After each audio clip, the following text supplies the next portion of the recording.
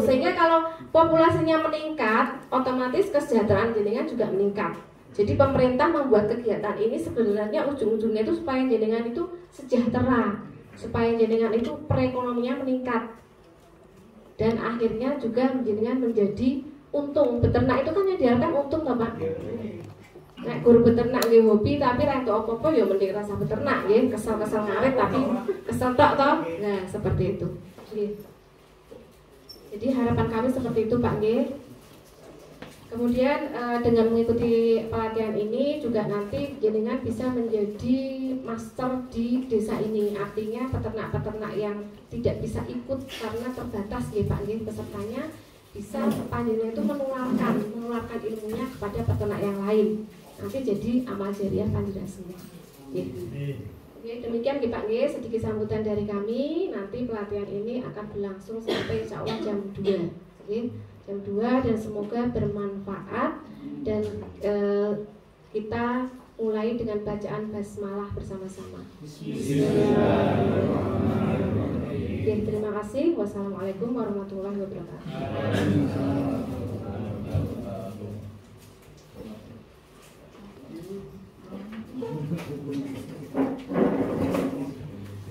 Terima kasih Bu Dr. Hewan Yuni atas sambutan dan arahannya.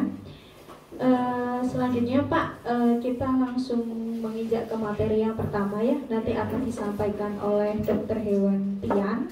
Beliau adalah koordinator Puskeswan Sukoharjo. Tapi sebelum itu kita bisa istirahat dulu Pak, 2 menit ya Pak ya. Boleh didahar dulu snacknya, dibuka, diminum.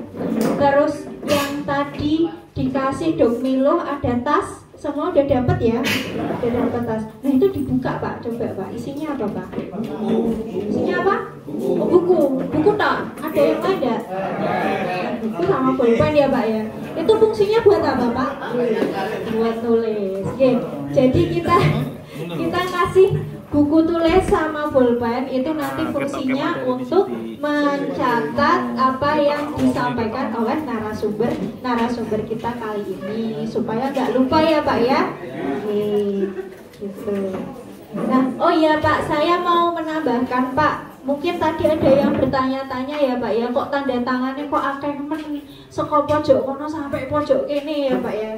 Ya, itu kalau dihitung-hitung tadi bapak-bapak itu tanda tangan sejumlah 13 lembar. Nah, itu Pak terdiri dari untuk absen nanti bapak-bapak dapat makan siang sama snack. Itu tadi tanda tangannya rangkap 3. Kemudian ATK itu bapak-bapak dapat ballpoint sama buku tulis. Itu tanda tangannya rangkap 2 ya Pak. Kemudian tas ininya tok, itu tanda tangan rangkap 2. Kemudian nanti bapak-bapak juga di dalam situ ada buku materi yang warna kuning itu juga tanda tangan rangkap 2. Terus nanti setelah selesai bapak-bapak juga mendapatkan molasses, tetes Pak, terus EM4 sama mineral. Tuh nanti di akhir kegiatan ini ya. Ya, tanda tangannya rangkap 2 juga itu. Terus kemudian dapat uang saku Pak. Uang sakunya 100.000 tapi dipotong pajak 6%. Jadi nanti terimanya 94.000, nggih. Tapi nanti dibaginya di akhir, nggih. Tuh.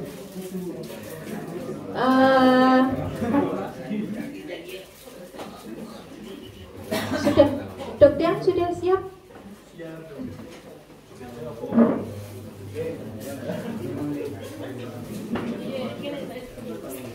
Oh iya Pak, untuk biar kita tambah semangat ya Pak, ini kayaknya sih saya lihat udah pada semangat nih bapak-bapaknya semua. Cuman untuk menambah semangat lagi Pak, bagaimana kalau kita mengawali pagi ini dengan senam Pak? Setuju nggak? Setuju ya? Senam dulu ya Pak ya kita ya Pak ya. Nah biar sehat Pak, tuar dirusip.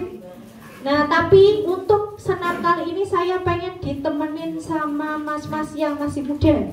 Ya dong. Nah yang paling muda siapa ya? Temenin saya di depan dong. Mas siapa? Nggih. Pak Mas Abdul Muiz. Sini Mas, maju Mas.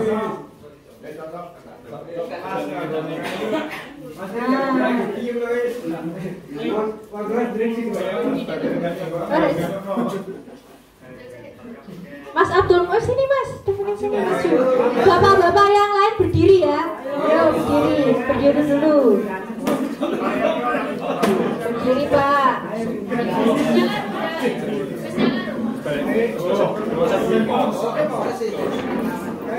Nah, berdiri dulu semuanya.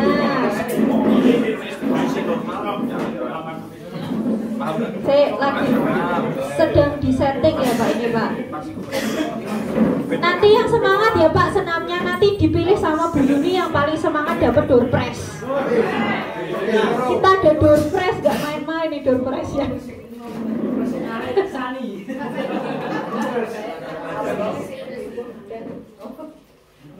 Sudah Mas Naden? Sudah. Yuk kita mulai ya. Mas Abdul Muiz bisa madep sana. Oke, biar konten, biar kelihatan. Yuk 1, 2, 3.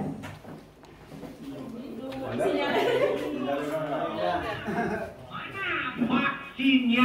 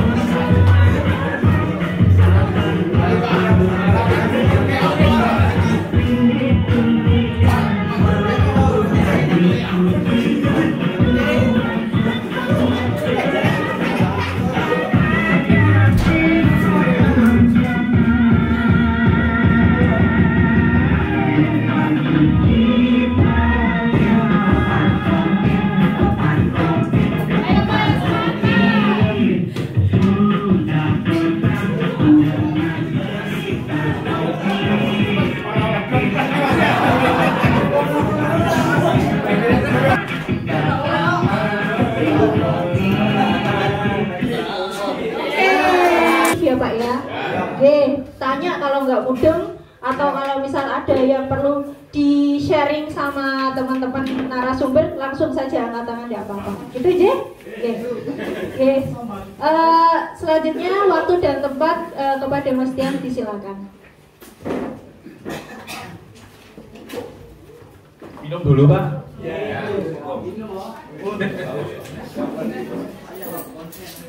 Pak Ubur nih. Bismillahirrahmanirrahim. Assalamualaikum warahmatullahi wabarakatuh. Yang saya hormati Bapak Kepala Desa Kediten yang mewakili Bu Sekdes, dan yang saya hormati Dr. Hewan Yuni, koordinator produksi, yang saya hormati teman-teman kolega PPL maupun Mantri Hewan Pak Ari Budoyo, dan tak lupa yang saya banggakan adalah peserta pelatihan pada pagi hari ini. Ya Pak, sebelum menginjak ke materi, tadi sudah diperkenalkan oleh Dr. Yuni. Nama saya Ahmad Septian Eka Pramudita, biasa dipanggil Tian. Saya asli Ngawi Pak, asli Ngawi, istri Cilacap. Saya Ngawi, istri Cilacap, jadi saya pendatang di sini. Tetapi saya di sini sudah bisa dikatakan warga asli Kendal, karena KTP saya sudah pindah menjadi warga Kendal, dan saya juga sudah keliling di seluruh kecamatan Kabupaten Kendal. Dulu saya sebelum di Sukorejo sempat ditugaskan di Boja, Limbangan, Singorojo, terus pindah lagi ke Pantura, dan 2 bulan terakhir ini saya dapat tugas di wilayah Sukorejo, Paguyung, Pelantungan. Jadi saya sudah cukup hafal Pak untuk kecamatan di seluruh Kabupaten Kendal ini. Gitu. Terus pada pagi hari ini saya mendapatkan tugas untuk menyampaikan soal kesehatan ternak ruminansia, terutama di kambing maupun sapi. Jadi nanti Bapak bisa memperhatikan apa yang saya katakan. Jika nanti ada pertanyaan, bisa nanti kita diskusi bersama. Gitu gitu. Sebelum saya masuk ke materi, di sini semuanya peternak yang memiliki ternak. Peternak kambing sapi. Kambing sapi gitu. Terus tapi ada juga yang istilahnya belum ada yang terima bantuan, ada yang tidak gitu. Iya kan? Gitu. Tetapi yang jelas yang belum dapat bantuan jangan berkecil hati. Jenengan pagi ini tetap mendapat ilmu. Milih bantuan apa milih ilmu, Pak? Ilmu. Milih ternak apa bantuan? Kalau pilih dua-duanya penting karena untuk beternak kita harus membutuhkan ilmu karena tujuannya adalah untuk keuntungan dari peternak panjenengan semuanya. Dan untuk yang mendapat bantuan juga harus bersyukur karena itu juga suatu amanah dari dinas maupun dari pemerintah untuk bisa dikembangbiakkan agar peternak kesejahteraan di kelompok panjenengan itu bisa meningkat gitu. Kita langsung aja masuk ke materi manajemen kesehatan ternak.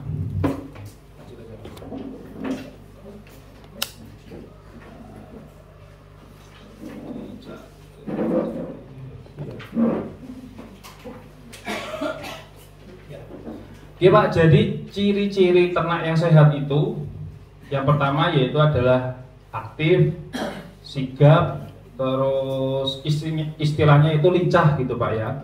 Tidak ada tanda-tanda kelesuan, lemah gitu. Dan untuk kondisi tubuhnya itu juga tidak terlalu kurus dan tidak terlalu gemuk. Jadi ideal gitu gitu. Ideal, terus matanya bersinar, sudut mata bersih, tidak kotor. Terus kulit bulu juga mengkilat. Rata-rata pernafasannya juga teratur, jadi tidak ngos-ngosan, terus tidak lambat. Itu salah satu ciri-ciri sapi itu sehat gitu. Jadi kalau misalkan ada gejala misalkan lemah, kurang nafsu makan, itu berarti salah satu mengindikasikan bahwa ternak sapi maupun kambing itu ada gejala sakit gitu. Nah, untuk pencegahan dan pengobatan penyakit, jadi lebih baik mencegah atau mengobati Pak? Mencegah. Lebih baik mencegah gitu daripada mengobati, karena kalau mengobati itu pasti butuh ragat gitu. Nah, kalau pencegahan ini salah satunya dari jenengan itu adalah nanti bisa disampaikan oleh Dr. Hewan Milo berkaitan tentang biosecurity. Biosecurity itu berkaitan tentang kebersihan kandang dan lain-lain gitu. Terus ada pengkarantina, jadi misalkan jenengan habis beli ternak kambing maupun sapi itu kalau bisa memang harus dipantau dulu terlebih dahulu, baru nanti misalkan ada kandang kumpul ya baru dikumpulkan. Terus yang paling tidak kalah penting yaitu adalah vaksinasi. Saat ini Dinas Pertanian dan Pangan Kabupaten Kendal sudah melakukan vaksinasi massal, yaitu berkaitan tentang vaksin PMK maupun LSD. Untuk desa ke desa sendiri ada yang belum divaksinasi Pak? Sudah semua gitu? Ya Alhamdulillah kalau sudah semua, karena pentingnya vaksinasi adalah ketika nanti sapi-sapi itu belum tervaksinasi, nanti itu resiko tingkat penularan penyakit PMK maupun LSD itu sangat cepat gitu gitu. Terus untuk pengobatannya itu disesuaikan sama penyebab. Penyebabnya itu, jadi penyakit itu penyebabnya ada banyak Pak. Ada karena virus, bakteri, cacing, jamur gitu. Nah obatnya itu tergantung penyebab itu sendiri. Penyebabnya apa gitu.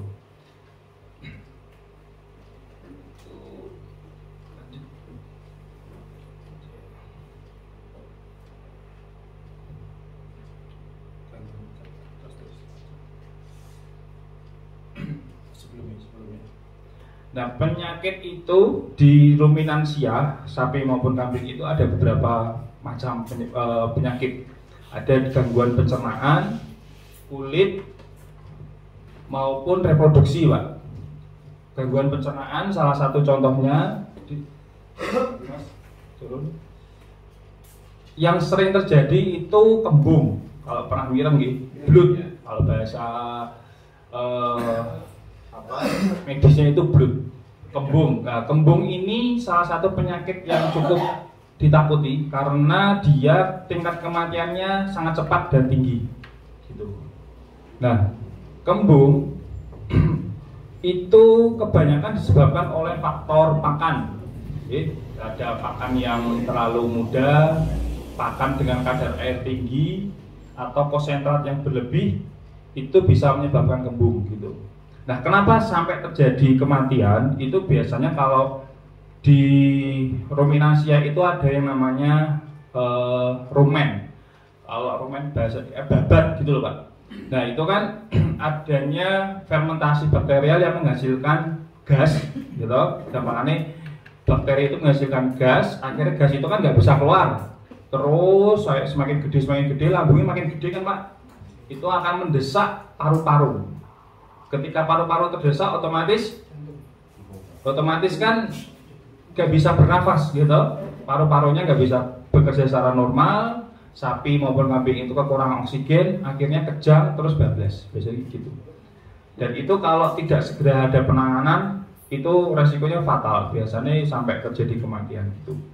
Nah, gejalanya biasanya itu perutnya membesar di salah satu sisi kiri. Dari belakang sisi kiri itu perutnya membesar. Terus sapi itu kadang tidak mau makan. Bahkan yang paling parah itu sudah ambruk biasanya, Pak. Ambruk, kelihatan lambungnya itu membesar salah satunya. Untuk terapinya itu juga tergantung tingkat keparahan. Ada yang sedang, ada yang ringan, ada yang berat. Kalau misalkan sedang gitu, ringan gitu, biasanya cukup dengan minyak goreng, itu bisa. Karena minyak goreng bisa memecah gas-gas yang ada di dalam rumen gitu. Terus kalau untuk yang kondisi sudah parah, itu bisa diberikan terapi anti blood. Itu kalau di sini dimetikon, tapi kalau yang biasa saya pakai itu namanya timpanol. Timpanol ini cukup bagus karena beberapa kali yang saya tangani domba-domba yang sampai sudah ambruk kepalanya geletak itu, Pak, tak kasih timpanol, alhamdulillah sembuh gitu. Terus yang terakhir, tapi ini harus dilakukan oleh petugas dokter hewan maupun mantri, itu di trokar. Trokar itu biasanya dicoblos bagian perutnya, gitu, dicoblos bagian perutnya biar gasnya keluar. Nanti kalau gasnya keluar, organ paru-paru mulai bekerja secara normal, nanti bisa itu lagi. Tapi kalau misalkan tidak ada penanganan secara cepat, biasanya bablas, Pak. Karena tadi semakin gede gitu. Terus lanjut, Mas. Tanya dulu, Pak. Nanya, Ribun? Tanya dulu. Nanya nanti aja, Pak. Kalau udah selesai coba aja gitu. Nanti nggak selesai. Nanti kalau udah akhir semua, dicatat aja. Nanti kalau tanya nanti mau setelah selesai. Terus yang penyebab berikutnya yang paling sering, jadi ini sebetulnya penyakit ruminansia kambing sapi itu banyak sekali, Pak. Tapi ini yang saya sampaikan adalah penyakit-penyakit yang umum terjadi di kalangan peternak, terutama peternak tradisional gitu. Terus penyebab berikutnya itu mencret, diare. Diare ini juga penyebabnya ada banyak. Bisa karena virus, bakteri, cacing juga bisa. Terus salah satu contoh disebabkan oleh bakteri, mungkin dari makanan atau minuman yang kotor gitu. Itu biasanya gejalanya dengan encer, kotorannya encer, terus hewan ternak mengalami dehidrasi, kelemahan. Kalau tidak ada penanganan lebih lanjut, biasanya juga bisa kematian karena dehidrasi berat. Gitu. Terapinya disesuaikan dengan penyebabnya. Yang tadi saya sampaikan, misalkan penyebabnya bakteri, ya nanti harus bertugas, Pak, karena membutuhkan antibiotik gitu. Terus lanjut lagi.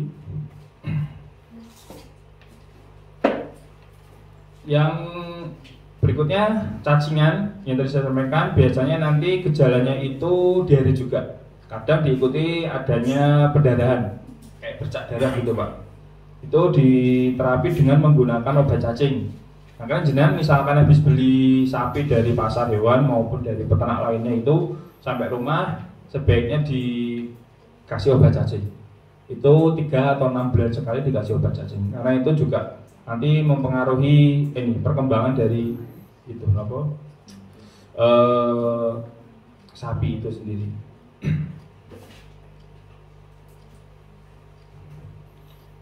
Terus ini permasalahan pada kulit yang kita sebut biasanya kaskado bahasa medisnya, itu disebabkan oleh cacing Stephanofilaria.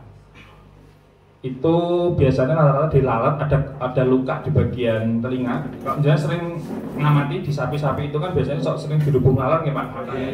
Nah itu kadang lalat itu bisa nemplok ke telur dan lain-lain, akhirnya membawa cacing di situ Pak. Itu biasanya cukup diberikan oleh salep maupun obat-obat injeksi lainnya. Gitu. Untuk pencegahannya yaitu sebenarnya kebersihan Pak. Gitu. Nah ini yang perlu saya sampaikan, kalau saya ini kan baru 2 bulan gitu, masih banyak PR sebetulnya di Sukorejo ini, karena yang saya lihat peternak-peternak di Sukorejo itu kurang kasih sayang Pak sebetulnya kepada ternaknya. Kenapa saya bilang gitu? Karena tak lihat itu berapa kandang itu kayak misalkan kotorannya itu kadang baru setahun 2 tahun dikeruk gitu. Ya kayak gitu. Itu jadi yang akhirnya itu nanti berdampak kepada kesehatan sapi itu sendiri Pak gitu. Jadi saya berharap di sini juga peternak-peternak di Desa Kediten itu tidak hanya ngasih pakan maupun minum, tapi juga butuh kasih sayang Pak hewan itu. Kasih sayang dalam arti kebersihannya dijaga, terus ya terutama nutrisi juga tadi penting. Karena kalau kita bayangkan saja kalau seandainya kita di posisi dia gitu Pak, bayangkan itu kalau sampai bertahun-tahun dia harus tidur dengan klepong sing sampai sak dengkul, kalau pernah masuk ke kandang sing kandangnya itu betul-betul susah dijangkau, terus ventilasi udara juga sempit sekali, itu nanti pada akhirnya juga akan mempengaruhi perkembangan dari sapi itu, mau reproduksinya nanti jadi nggak minta-minta, terus nanti nggak gemuk-gemuk, gampang sakit dan lain-lain kayak gitu Pak. Pada akhirnya nanti endingnya adalah keuntungan, nanti jenengan malah juga nggak metang-metang, akhirnya rugi cuma ngarit tok kan gitu. Jadi kalau dia dianggap aja itu putunya sampean. Kalau ternak itu udah dianggap putu, minta apa aja dituruti gitu Pak. Jadi tetap harus tidak hanya memikirkan tentang ngaritkin apa ngombe gitu, tetap harus di kebersihannya dan lain-lain gitu.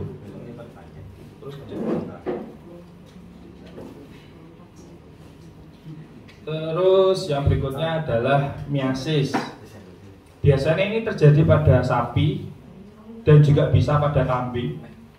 Miasis itu disebabkan oleh Chrysomia bergiana. Chrysomia bergiana.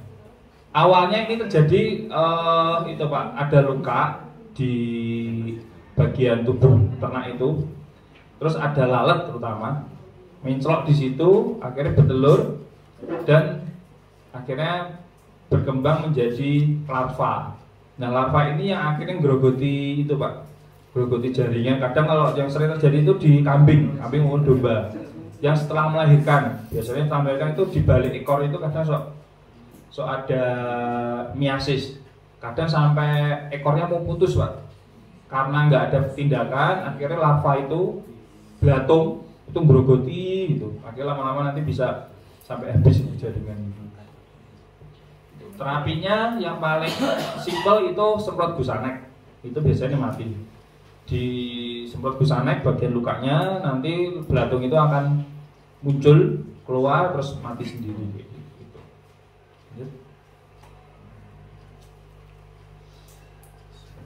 Nah, ini juga yang paling umum terjadi itu kalau bahasa sing gampang gudik yang terjadi di pada bagian kulit ternak itu.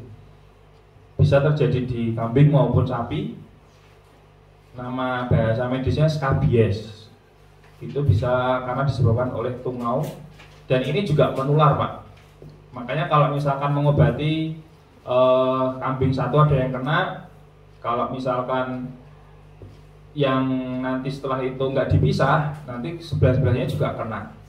Gitu. Jadi misalkan ada yang sakit, bisa nggak harus diisolasi dulu sampai sembuh, baru nanti dicampur. Soalnya kalau nanti ada satu yang kena, nanti bisa nular ke sebelah-sebelahnya. Gejalanya biasanya ada lesi, keropeng, terus gatel, bulunya rontok. Terapinya ini yang melakukan adalah petugas medis, mantri maupun dokter hewan, karena ini harus dilakukan secara injeksi, gitu, disuntik, gitu. Jadi bukan obat minum maupun oles. Untuk pencegahannya yaitu kebersihan, lagi-lagi kebersihan sangat penting. Dibersihkan kandangnya rutin, gitu Pak. Dibersihkan dengan sabun, rinso dan lain itu, insya Allah mati di kandangnya. Lanjut. Nah, ini BEF, Bovine Imperial Fever, demam meriang 3 hari. Kalau bahasanya BEF, gitu. Demam 3 hari ini penyebabnya virus, Pak. Biasanya ini terjadi di saat musim-musim penghujan. Penghujan itu biasanya banyak sekali nyamuk-nyamuk gitu. Karena yang membawa virus ini nyamuk, Pak. Gitu. Berarti nyamuk cilik iso gawe lara sapi sing sakmono gedene gitu. Makanya sing jadi masalah itu adalah menghilangkan apa ya istilahnya? Menghilangkan bau-bau atau kotoran-kotoran yang ada di sekitar kandang gitu. Air dan lain-lain seperti itu, Pak. Karena itu bisa memancing nyamuk itu, gitu. Nah, gejalanya biasanya meriang, demam, sampai suhunya 40 derajat, kayak tipes kalau di manusia itu, suhunya tinggi. Terus nanti nafsu makan menurun, kadang disertai pincang, bahkan ambruk, gitu. Terus salah satu ciri yang paling sering juga hipersalivasi, gitu. Hipersalivasi itu kayak berliur gitu, Pak. Beliau berlebih, ngeces itu karena banyak sekali peradangan di mulut, jadi dia nggak mau makan. Gitu. Terapi untuk kasus ini sebetulnya hanya terapi suportif kayak vitamin untuk peningkat daya tahan tubuh, anti nyeri, gitu Pak. Jadi tapi ini harus dilakukan oleh dokter hewan maupun mantri. Gitu. Kalau untuk tradisional pun juga bisa, boleh. Misalkan kunir, madu, itu boleh untuk meningkatkan daya tubuh. Tapi yang paling bagus tetap obat-obat yang sesuai penyebabnya. Kalau kayak gini kan dia misalkan ada pincang, ada peradangan, ya berarti harus disuntik. Jadi ada kalanya panjenengan memang bisa mengobati sendiri dengan untuk pencegahan. Tapi kalau sudah kondisinya sampun sudah parah, dia tetap mau nggak mau harus disuntik nih Pak. Karena nanti kalau sudah makin parah bisa beresiko. Tetapi untuk BF ini kadang kalau misalkan belum parah itu nanti bisa sembuh sendiri. Biasanya 3-4 hari itu bisa sembuh sendiri. Tapi jangan dijustifikasi bahwa nanti dinteni turun dino sapi ini aku paling mari dhewe ah. Jangan gitu Pak, tetap harus dikonsultasikan dulu. Jelalanya ternyata 3 hari ini nek mari alhamdulillah, kalau enggak mari malah nanti mayune gitu. Lebih baik kehilangan 150 atau 200 ribu daripada 5 juta, gitu? Ya. Lanjut. Nah, ini gangguan reproduksi. Gangguan reproduksi ini banyak sekali, Pak. Ini cuma beberapa sampel aja yang saya sampaikan. Banyak banget gangguan reproduksi itu. Lanjut. Ini ya gangguan reproduksi. Yang paling sering itu ya tadi Dinan ngomong apa Pak? Al bahasa sini? Apa? Jebrol. Dobrol. Oh, nggih. Dobol. Oh, nggih padha. Nggih dobolen nek di bahasa medisnya prolapsus uteri. Prolapsus. Jadi kasus ini sering terjadi pada sapi-sapi yang sedang bunting maupun pasca melahirkan. Itu. Nah, penyebabnya itu yang paling pokok adalah kurang pergerakan dari si induk itu. Soalnya di Indonesia ini masih banyak peternak-peternak yang sistem pemeliharaan itu secara tradisional, jadi di full di kandang. Zaman riyen pasti masih Pak jarang kasus kayak gini karena sapi-sapinya dianggonke gitu Pak. Nah, itu ya jogging. Ini sami ibu-ibu itu kalau menjelang melahirkan mesti dikon mlaku-mlaku gitu. Ya, itu sing menjadi faktor utama karena nek sapi sekarang kita logikanya sapi meteng tuwek terus waya lahiran kayak ini kandang terus mesti otomatis kan otot-otot itu jadi lemah ya. Nah, itu yang menyebabkan keluarnya istilah ini uterusnya atau saluran reproduksinya itu keluar gitu Pak. Gejalanya yaitu sapi gelisah terus uterus atau saluran reproduksinya itu keluar gitu. Dan terapinya itu biasanya nanti tetap secara teknis harus juga petugas medis karena itu harus dilakukan dijahit Pak, gitu dijahit. Dan kayak gini biasanya juga bisa terulang kembali kalau dengan sistem pemeliharaan yang sama. Misalkan, yo nggak ada perubahan lah, tetap pola pemeliharaannya masih sama, nanti suatu saat bisa keluar lagi. Tapi juga bisa juga karena pedetnya terlalu besar, itu juga bisa. Misalkan sapi 10 bulan dikawin ke, nah, ya kayak misalnya bocah SMP dikon kawin kan gitu, sakit apa? Makanya belum waktunya, terus dikawinkan, terus plus ditambah pejantannya itu maunya yang simental maupun limosin. Lagi, monggo.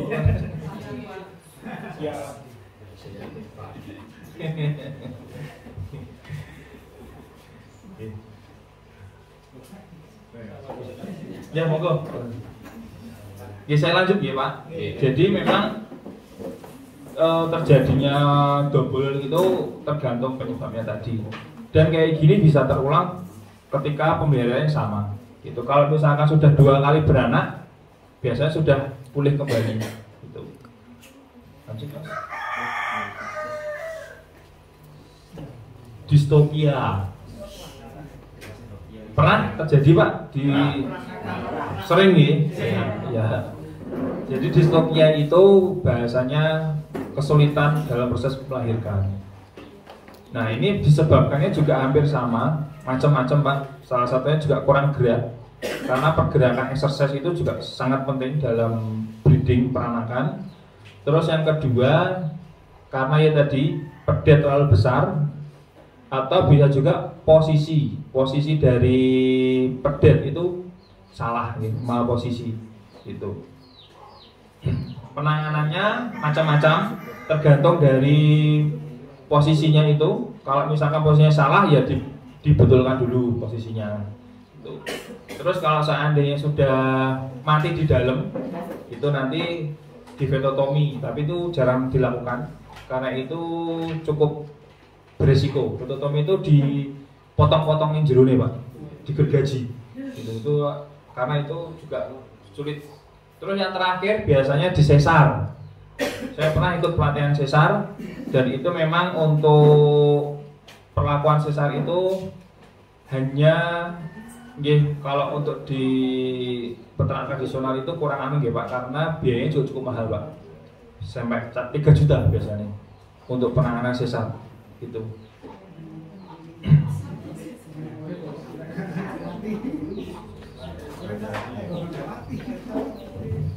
Terus yang berikutnya itu retensi plasenta. Ari-arinya tertinggal di dalam. Pernah Pak ada nggak? Nah itu. Jadi harusnya itu sebelum 8 jam setelah melahirkan itu kan ari-ari berkeluar. tetapi sudah sampai 8, 12 sampai bahkan lebih dari 12 jam setelah melahirkan itu nggak keluar-keluar. Itu namanya retensi plasenta. Itu nggih hampir sama. Biasanya itu disebabkan karena kurang pergerakan. Tadi otot. Jadi di bagian pelvis maupun bokong, istilahnya bagian belakang anatomi sapi itu dia itu banyak otot-otot Pak. Dan dia itu ngeden kontraksi gitu biar kuat. Tetapi kalau pemeliharaannya ya tadi kurang gerak, terus kandangnya panas, sirkulasinya sedikit, itu akan mempengaruhi proses kayak gini. Terapinya secara manual, biasanya manual itu nanti ditarik secara pelan-pelan. Biasanya juga petugas ini yang melakukan tarik pelan-pelan. Setelah itu diberikan terapi-terapi untuk pemulihan reproduksinya, antibiotik, vitamin-vitamin reproduksi, dan juga diberikan anti radang dan lain-lain.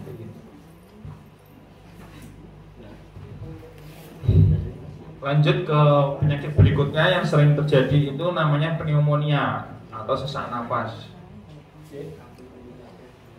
Sering Pak menemui sing sapi maupun kambing sing nafasnya ngos-ngosan gitu, keluar ingus gitu hidungnya. Nah, itu salah satu gejala pneumonia atau radang paru. Itu bisa disebabkan oleh bakteri maupun virus. Biasanya terjadi pada musim-musim dingin juga. Kurang matahari, kelembapan yang tinggi itu juga mempengaruhi proses terjadinya pneumonia. Dan pneumonia ini juga bisa menular ke sebelah-sebelahnya Pak. Jadi kalau misalnya ada yang sakit, kalau bisa dijauhkan dengan yang ternak yang sehat.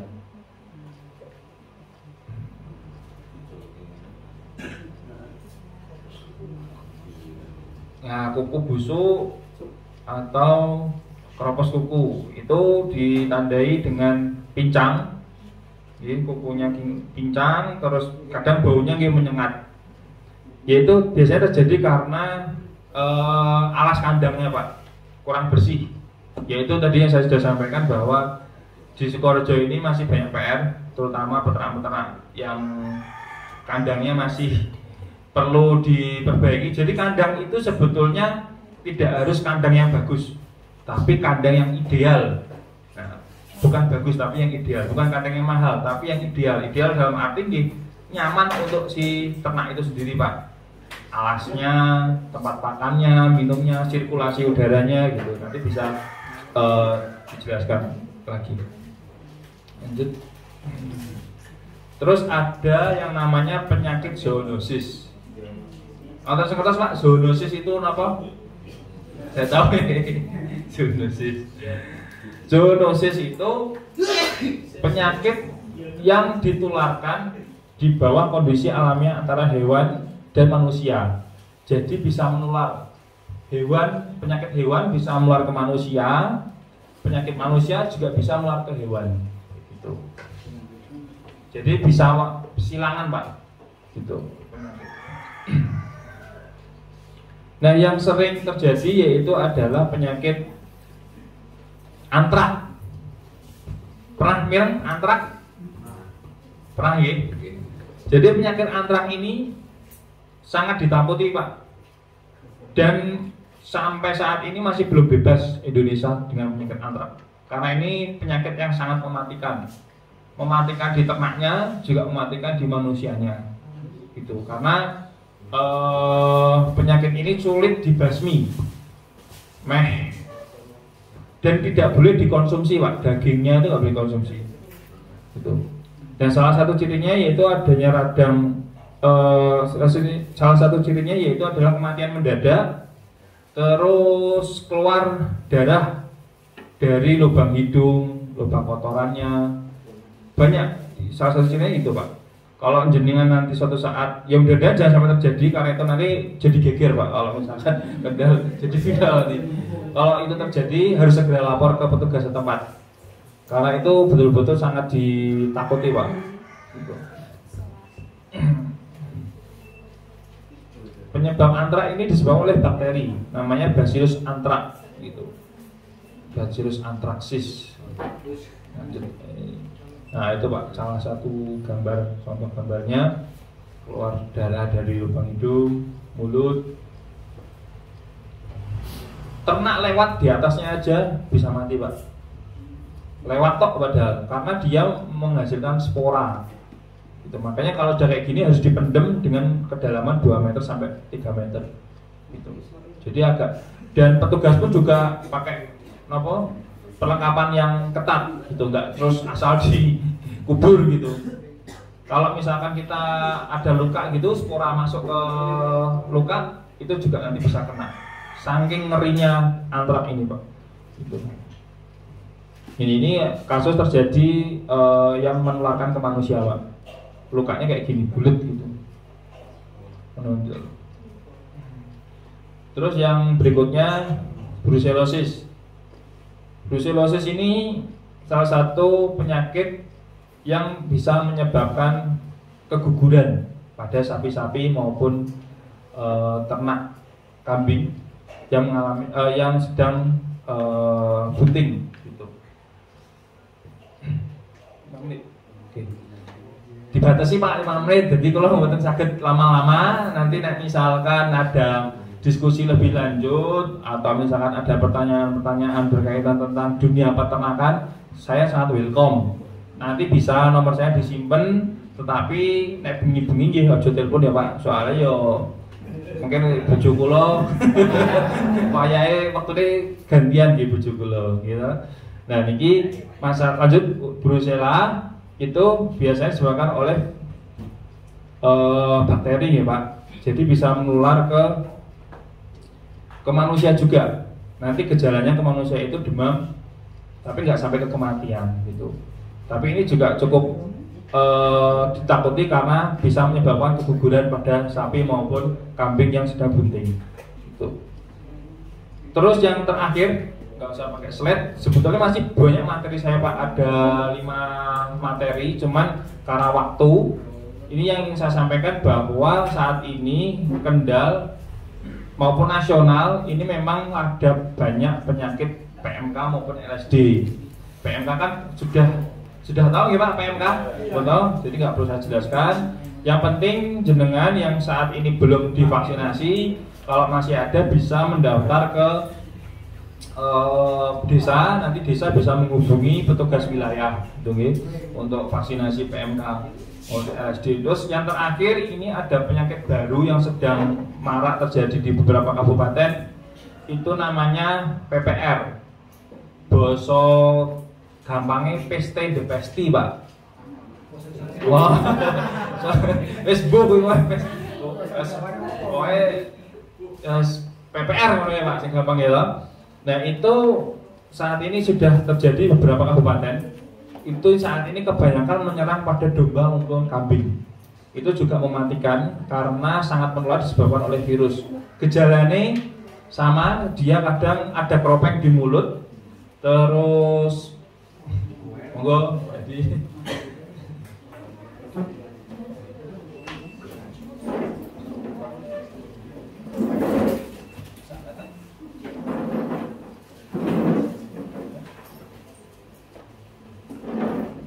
ya, jadi saat ini memang lagi marak penyakit PPR. Makanya untuk mewaspadai itu jenengan nanti tetap harus hati-hati berkaitan dengan ternak baru. Jangan langsung dicampur dengan ternak yang lama. Tetap diwaspadai karena kalau sudah kena nanti malah babreh kemana-mana Pak. Karena penyakit PPR ini dia bisa menular melalui kontak langsung, liurnya, ingusnya, gitu bisa. Gitu. Terus yang perlu saya sampaikan yang terakhir, karena ini waktunya sudah mau habis, yang saya tekankan bahwa untuk panjenengan semua agar yang sudah saya sampaikan tadi, yang jelas untuk merawat ternaknya jenengan masing-masing tetap butuh namanya kasih sayang. Karena itu semua akan kembali ke panjenengan. Saya berharap betul di Sukorejo ini juga tidak hanya sebagai petugas di Sukorejo, tapi saya juga pengen bisa membawa manfaat ke panjenengan semua. Jadi saya sangat senang sekali manakala panjenengan ada hal-hal yang ingin ditanyakan berkaitan semua permasalahan tentang peternakan, bukan permasalahan rumah tangga ya Pak, permasalahan peternakan, kambing, sapi, ayam, monggo bisa menghubungi saya. Insya Allah saya siap untuk melayani panjenengan semua. Ya mudah-mudahan saya juga masih lama di Sukorejo, karena saya juga nggak tahu kadang di kantor itu kadang bisa dipindah di sini, pindah di situ gitu Pak. Yang jelas tetap semangat, mudah-mudahan di Desa Gedeten maupun dari Pakis nih Pak, desa mana Pak sih Pak? Pakisan itu sukses semuanya. Oke, pertanyaannya berkembang biak sesuai keinginan, semua bawa berkah gitu oke. Mungkin itu saja yang bisa saya sampaikan. Nanti kalau ada pertanyaan bisa nanti di waktu berikutnya. Terima kasih. Wassalamualaikum warahmatullahi wabarakatuh.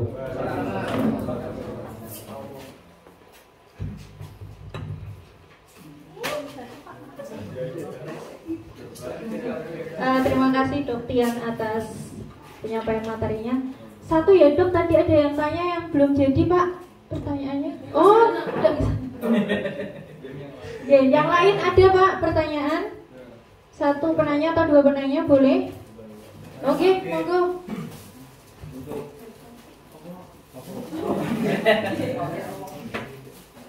Untuk mengawinkan sapi itu idealnya berapa tahun?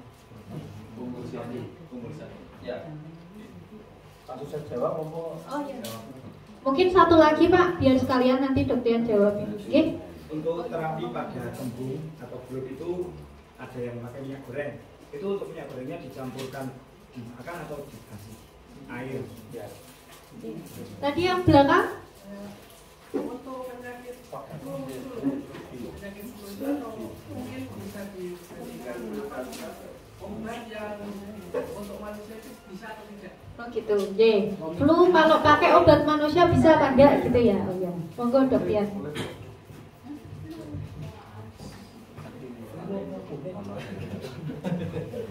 Terima kasih. Langsung saya jawab aja nggih. Jadi untuk perkawinan atau breeding itu memang ada syarat-syarat tertentu nggih agar dalam proses nanti kebuntingan maupun melahirkan itu tidak ada masalah. Dengan pencegahan salah satunya itu adalah minimal umur kalau untuk sapi itu 1,5 tahun. Paling aman itu. Karena kalau di bawah itu yang tadi saya sampaikan bahwa salah satunya itu resikonya adalah sapi itu mengalami distokia. Distokia itu mengalami kesulitan pada saat melahirkan gitu. Resiko itu bisa terjadi bisa tidak kan gitu. Nah untuk meminimalisir tidak terjadi resiko distokia itu adalah minimal dari 1,5 tahun gitu. Itu paling amannya itu gitu. Tapi yang nggak kalah penting yang tadi saya sampaikan bahwa karena kebuntingan sapi itu kan cukup lama, hampir sama kayak manusia gitu, 9 bulanan gitu. Terus ketika waktu nanti pasca mau menjelang melahirkan itu juga jenengan jangan lupa untuk diberikan semacam mineral, terus nutrisi-nutrisi yang untuk meningkatkan performa reproduksinya gitu. Biar nanti waktu melahirkannya itu gampang, karena jangan sampai nanti yang sering terjadi sudah melahirkan kadang susunya nggak keluar, sudah melahirkan kadang pada itu lemah, lesu gitu. Nah, makanya sama kayak manusia Pak, jadi diberikan nutrisi-nutrisi yang bagus gitu. Oke. Terus yang kaitan sama belut yang saya tangani itu kalau pakai minyak goreng itu dengan syarat kondisi belut yang belum parah gitu. Karena kalau sudah parah itu kadang juga tidak maksimal. Itu hanya pencegahan, bukan pencegahan, itu hanya penanganan untuk yang ringan saja. Itu biasanya untuk 1 ekor kambing itu saya kasih 1 gelas minyak goreng melalui mulut, jangan di bawah lidah ngasihnya, tapi di atas lidah. Kalau di bawah lidah nanti masuknya ke paru-paru malah bablas. Jadi harus dimasukkan secara benar gitu untuk minyak goreng. Tetapi kalau sudah kasus berat tetap harus petugas. Tetapi kalau yang timpanol tadi itu juga bagus. Timpanol itu nanti perbandingan 1:3 atau 5, aku agak lupa. Itu diencerkan sama air, nanti diberikan melalui mulut gitu. Itu kalau sudah agak parah. Terus kalau tadi jenengan tanya apa Pak yang terakhir, flu atau kulit? Untuk penyakit flu itu loh Pak, penyakit flu pada kambing atau sapi itu kan mungkin bisa diberikan, tapi diberikan Pak anti Ya, itu pokoknya ya. Dong aku.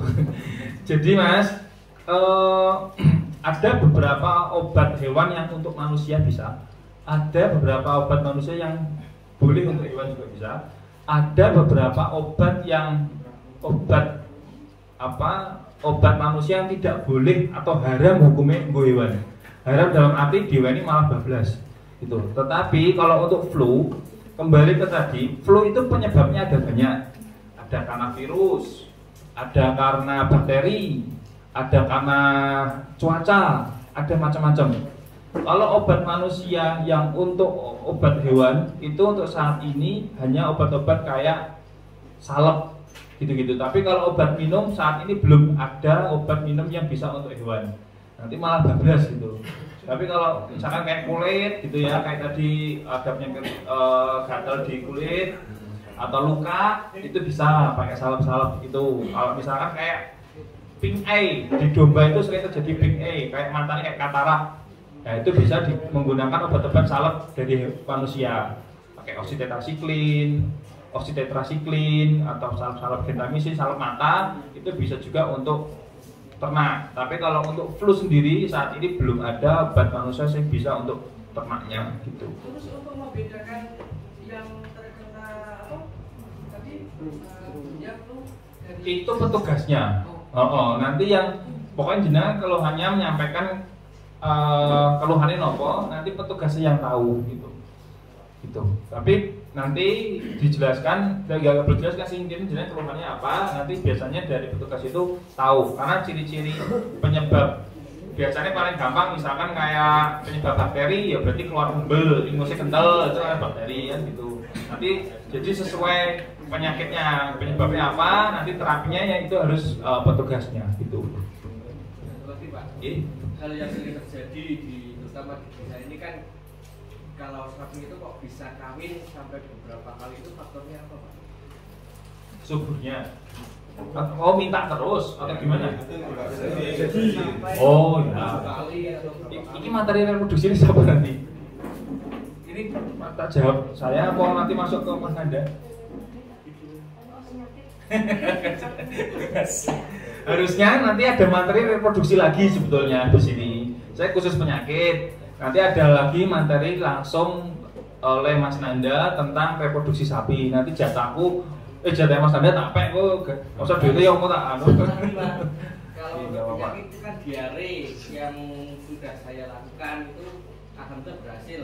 Itu biasanya kan mindset. Kalau saya sering kasih itu bung peringapus itu manjur, itu apa karena faktor serat atau gimana itu? Jadi diare itu penyebabnya banyak.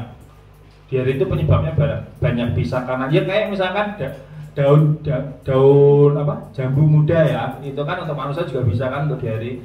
Jadi tergantung diarenya. Kalau diarenya memang karena pakan, mungkin masih bisa. Tapi kalau diarenya karena virus, bakteri, atau misalkan karena cacing, sampai kasih bung sampai rong apa, nanti nggak bakal mempan gitu. Jadi tergantung penyebabnya. Bisa jadi karena penyebabnya itu penyebab ringan gitu. Nggak apa-apa, misalkan dicoba nggak apa-apa, untuk tradisional nggak apa-apa dilakukan. Tapi kalau obat-obat yang paling sering itu banyak peternak sing duwe oskadon. Tapi mari itu ngepasi mawon Pak, dia nunggu belum waktunya Pak gitu. Super tetra dan lain-lain gitu. Nah tradisional masih boleh, tapi kalau obat-obat kimia jangan sekali-sekali, karena di pencernaan lambung ternak ruminansia itu ada banyak bakteri baik, bakteri yang bisa menghasilkan energi, tenaga dan lain-lain. Kalau bakteri itu mati Pak, gara-gara obat yang jenengan tadi malah jadi gak karuan kan gitu. Terus kalau sing perlu tak jawab Mas yang tadi kawin berulang atau nanti aja sekalian. Ya, jadi penyebab gangguan reproduksi itu ada banyak Pak, ada macam-macam. Ada karena gangguan hormon, ada gangguan karena infeksius, ada gangguan karena non infeksius. Nah, kalau gangguan kawin berulang itu harus dicek dulu oleh petugas. Ini ngarahnya ke gangguan apa dulu. Kalau permasalahan karena hormon, kadar hormon kurang atau berlebih, nanti diterapinya dengan hormon. Kalau ternyata gangguannya itu karena adanya infeksi, misalkan saluran reproduksinya itu ada infeksi, ya harus diterapi dengan menggunakan obat-obat untuk infeksi itu. Terus yang ketiga, misalkan karena yang ketiga itu genetik, ya kan? Karena genetik, misalkan ada permasalahan karena genetik, misalkan cacat di dalamnya, ya berarti itu udah nggak bisa kok genetik. Nah, yang sering terjadi itu adalah kawin berulang karena endometritis. Endometritis itu radang pada saluran reproduksi endometriumnya. Karena Pak, ben Gusti Allah ki maha sempurna. Ben iso dadi pembuahan antara sperma karo sel telur itu bener-bener kudu resik Pak jero niki, kudu siap tenan. Ojo sampai iki saluran misalnya kan saluran reproduksi kanggo niki omah ya Pak ya. Omah dienggo perkembangan janin si pedet itu nanti. Kalau misalkan dalam rumah iku isih reget, isih ana infeksi, isih ana meh kawin sampai berkali-kali pun ora bakal dadi. Makanya kalau seandainya jenengan misalkan minta IB sudah 3 kali lebih pun sah di IB dulu. Harus dicek dulu, dipastikan ini janjane penyebabnya apa gitu. Kalau jenengan memaksa sampai dikawin ternyata sampai 5 kali, 10 kali nggak jadi-jadi, dan jenengan malah yang merugi waktu, terutama tenaga, waktu simpel. Makanya kan harusnya jenengan ditanyakan dulu janjinya ini ngopo Pak gitu. Jenengan punya hak untuk menanyakan ke petugasnya sapiku ki janjinya ngopo gitu. Ojo langsung dikawin aja gitu. Karena itu nanti pengaruhnya ke tadi jenengan rugi waktu dan tenaga gitu. Gini Bu, ada lagi? Ini terbau kan sapi mau nih, padahal yang dikiriman kambing kita. Ya, monggo. Nek kambing itu nek kulo pertama itu kan pakainya gini, kawin kambing itu usia pinten. Dan berikan katanya dicampur terus itu kan buatan kata ukuran, oh mungkin pun pinten sebulan, kan. Ini ukuran umur yang paling anu nek kambing kawin itu pinten bulan atau pinten tahun. Terus penyakit niku sempun kalau sempun ngalami. Ya hubungannya kalau kambing, mantri itu paling ditelepon, niki tapi diparingi ngeten-ngeten. Tapi nek kan dugi niku tasih awal kan masalah kambing mungkin niku kan aneh ya. Kalau pribadi niku kula pernah kambing niku satu kandang penyakitan sedangkan parah. Penyakit apa Pak? Jadi penyakit. Jangan sanjang wong niku. Oke. PPN. Niku parah kula satu kandang niku pinten? Song niku pertama setunggal terus akhirnya niku parah kan. Tapi alhamdulillah nggih akhirnya jual mantune niku kula nggih kados ya Mbak kula teng apotek. Masalah mantri niku sing pas waktu niku saged kula hubungi niku kur saged maringi solusi lewat HP tak kentuti mboten tuti. Niku urusannya nek kambing kirang perhatian. Nggih, matur suwun Pak. Jadi pertanyaannya tentang kambing ya. Tadi yang pertama kaitannya sama penyakit PPR tadi ya jelaskan memang propek itu nggak cuma PPR Pak. Ada yang namanya penyakit ORF. ORF itu juga sama penyebabnya oleh virus dan itu juga sangat menular. Kalau virus sebetulnya mau manusia, mau hewan, mau semua makhluk hidup itu sama. Belum ada obatnya yang bagus. Karena semua virus itu tergantung daya tahan tubuhnya. Kalau daya tahan tubuhnya itu bagus, yaitu nanti bisa sembuh sendiri. Contoh kayak corona. Satu rumah kena corona, ada yang sama-sama obatnya, ada yang mati, ada yang masih bertahan kan gitu. Sama virus itu juga gitu. Ada yang sembuh, ada yang juga yang tidak gitu. Terus kalau kaitannya sama obat manusia tadi, itu yang dipakai obat nopo? Ya.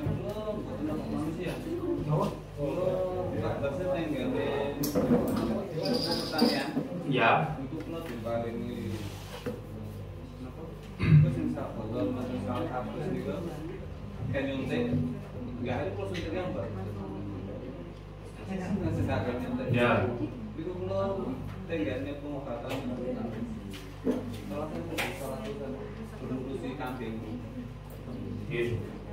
Jadi gini Pak, kalau masalah obat nih, memang saat ini obat hewan itu masih bebas. Karena memang gini Pak, saya kasih tahu dulu, peternak di Kendal ini ada ribuan ya. Ada ribuan, banyak sekali. Beda sama manusia.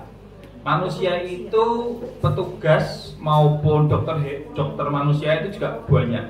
Nah, sedangkan di Kendal ini dokter hewan aja itu saya sendiri saja dokter hewan itu melingkupi 4 kecamatan. Ada Pelantungan, Sukorejo, Pagruyung, Patean, kan? Dokter hewan. Terus setiap satu kecamatan itu ada petugas mantri ternak.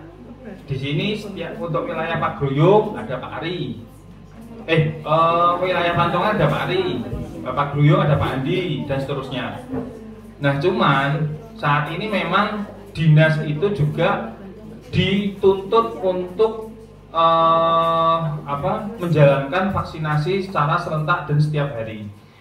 Jadi saya memaklumi bahwa kebutuhan petugas saat ini memang kurang sebetulnya, Pak. Tidak bisa menjangkau seluruh peternak yang ada di Sukorejo ini. Gitu.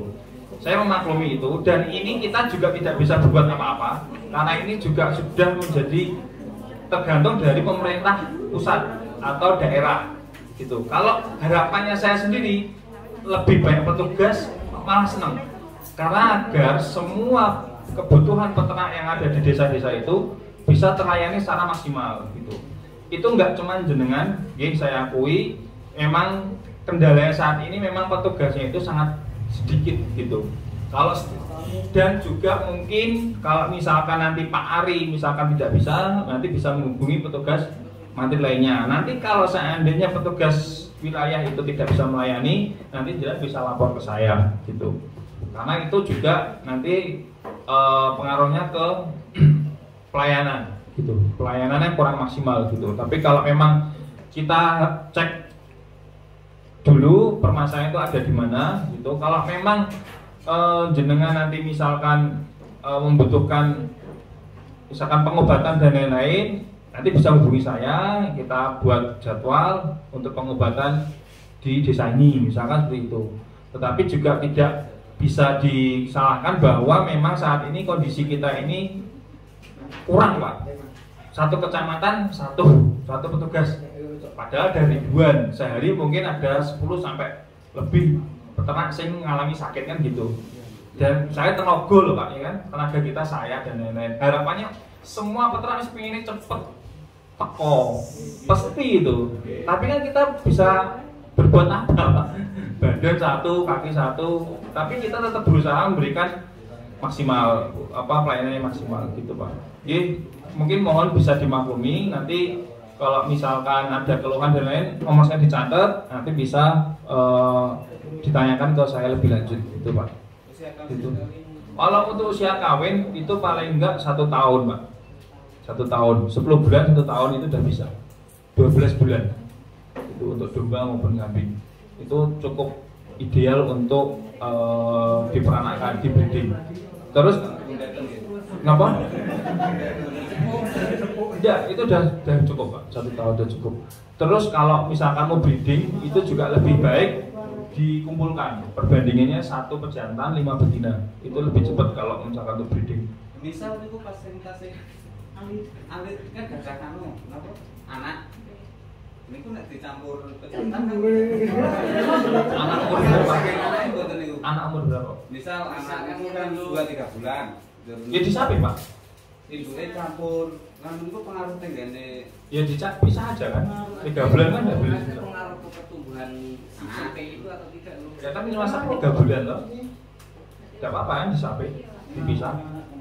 Udah cukup itu. Kayak kan rata-rata nggak tegel, tapi 3 bulan itu sampai cukup. Cukup untuk dipisah. Karena kalau misalkan kondisi cempe maupun pedet menyusui, itu nanti akan memperlama proses reproduksi berikutnya. Kadang peternak sing tak sapi, tak domba gitu sampai 5 bulan ke atas, itu nanti birahinya sapi maupun kambing itu akan lama, Pak. Akhirnya nggak kawin-kawin lagi, jadi waktunya mundur. Kan yang harusnya 12 setahun 2 kali kan, kalau sapi kan setahun sekali. Harusnya setahun sekali, tetapi karena tadi nyusul dan lain-lain akhirnya mundur gitu. Itu yang ruginya di situ. Pertanyaan saya Pak, kan karena santri itu biasanya di proyek lama. Nah, ada anggapan ataupun ada kebiasaan itu disemprot pakai dusban.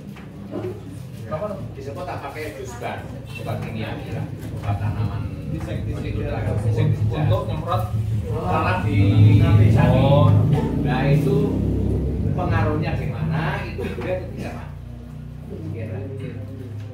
Intinya kalau obat itu selama dia tidak sampai masuk ke pakan, minum, atau di mulut, di muka itu masih nggak masalah. Karena takutnya kalau ada bahan kimia yang masuk ke dalam mulut nanti bisa keracunan. Nggak apa-apa kalau misalkan memang itu manjur untuk menghilangkan lalat, itu nggak masalah. Yang penting jangan dekat dengan pakan, minum, dan lain-lain. Itu saja Nggih. Terima kasih karena narasumber berikutnya sudah datang. Wassalamualaikum warahmatullahi wabarakatuh.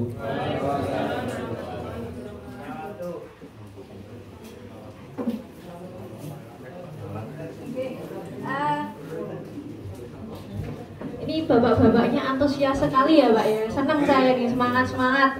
Tapi karena mohon maaf Pak, kita keterbatasan waktu, masih banyak narasumber yang lain. Mungkin bisa dicatat Pak nomor yang ada di layar. Itu ada nomornya Dok Tian, Pak Ari Budoyo, Mas Adi Prasetyo, sama Bu Nikmah Naftalia. Itu merupakan petugas PKH kami di wilayah Kediten, ya Pak. Nanti bisa dicatat. Oke? Ya. Sudah difoto semua? Oh belum. Yo, ditunggu.